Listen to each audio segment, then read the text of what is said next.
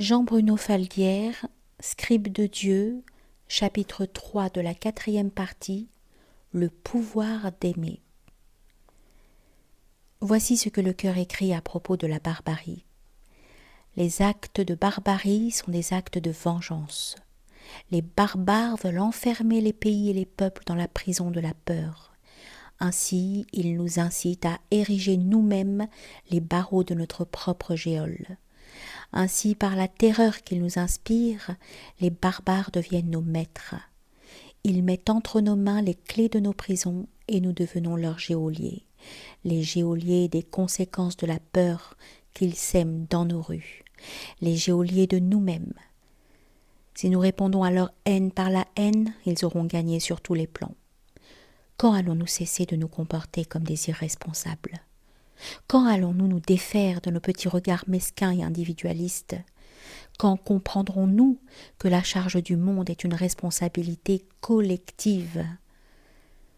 Tant que nous ne changeons pas nos comportements, nous déclarons implicitement au reste du monde que nous le méprisons. Comprenons bien ceci.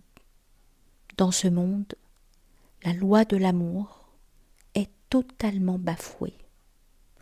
Or, il n'y a pas d'autre loi. Cette transgression est dramatique et collective. Nous sommes tous responsables et les conséquences sont terribles. Elles vont le devenir bien plus encore si nous n'enrayons pas le processus de déshumanisation que le manque d'amour engendre.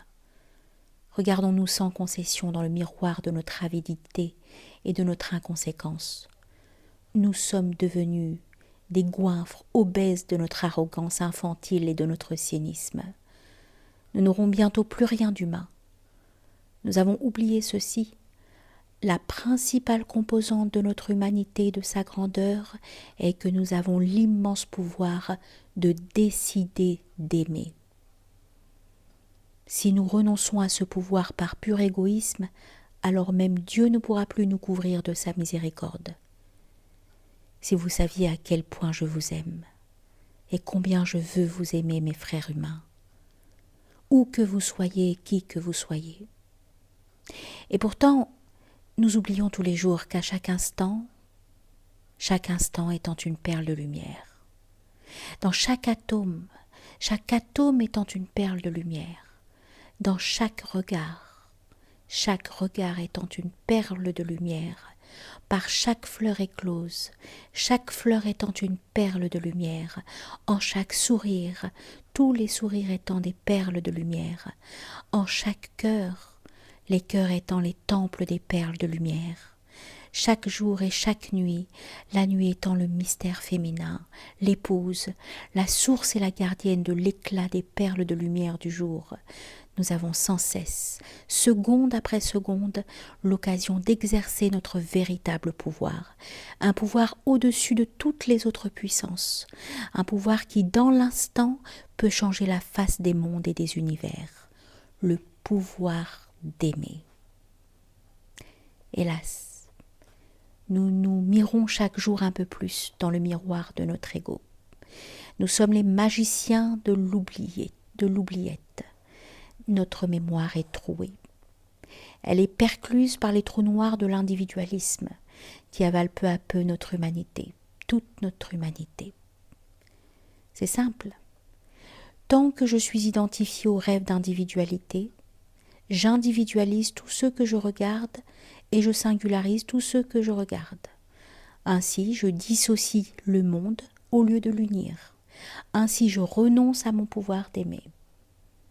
Alors dans le cœur, il s'est dit, si tu peux accepter que par toi-même tu es incapable d'amour, incapable de compassion et de miséricorde, si tu peux accepter que par toi-même tu es incapable de renoncer à ton ego et de le laisser se séparer de toi, si tu peux accepter que par toi-même tu es incapable de la vision d'unité, d'universalité, de tolérance et d'amour inconditionnel, si tu peux accepter que par toi-même tu es incapable d'apaiser ton cœur troublé et affecté, si tu peux accepter que par toi-même tu es incapable de la vision du tout aimant duquel tu es né, alors peut-être me laisseras-tu visiter ton cœur un peu chaque jour, et y placer d'autres yeux que les tiens pour voir le monde et tes frères humains comme je les vois, c'est-à-dire comme Dieu les a créés. Pensée nous aveugle. Pensée nous aveugle. Aimer nous éveille. Nous n'avons que l'instant aimant à aimer lorsque nous aimons. Alors tout est dans le tout, et le tout est dans tout. L'amour vivant en chacun de nous rend tout possible, même ce que nous croyons impossible.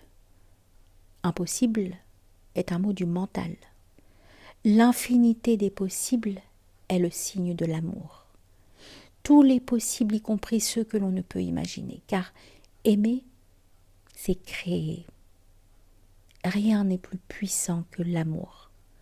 De ce qu'il m'a été donné de voir dans mon cœur, son expression la plus haute est la miséricorde. Recevoir cet enseignement est une grâce infinie. Cela peut paraître impossible, et pourtant, la miséricorde peut être transmise dans le cœur ouvert du disciple par la grâce de son maître aimant. La miséricorde est sans doute la station la plus haute dans le comportement humain. Elle est à la fois pur amour et un sommet de l'initiation dans l'éducation du disciple. La miséricorde est exempte de toute forme de jugement. Elle lui substitue une infinie bienveillance, même dans les situations de rappel à l'ordre les plus sévères. Elle est un plan de conscience si élevé qu'elle n'est embrassée d'aucune intention personnelle. Elle éclaire celui qu'elle touche d'une lumière si pure qu'elle efface les traces les plus infimes de l'ego. La miséricorde est d'essence divine. Elle n'est en aucun cas le fait d'une volonté ou d'une décision humaine. Pour l'humain, elle est une inspiration divine.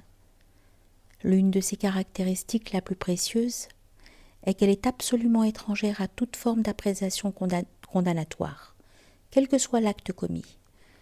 Elle réclame de la part du cheminant une vigilance sans faille, une intention sincère, un comportement exemplaire et surtout d'accepter que dans le plan de Dieu, même le pire des crimes peut servir son dessein et être pardonné. Et une simple erreur avoir des conséquences désastreuses. La plus simple, la plus répandue et la plus fatale des erreurs est l'oubli. Dans l'au-delà du cœur du présent, gît la présence. Se tenir sans cesse, jour et nuit, présent à la présence. Ceux qui méditent chaque jour dans la louange à l'amour savent de quoi je parle.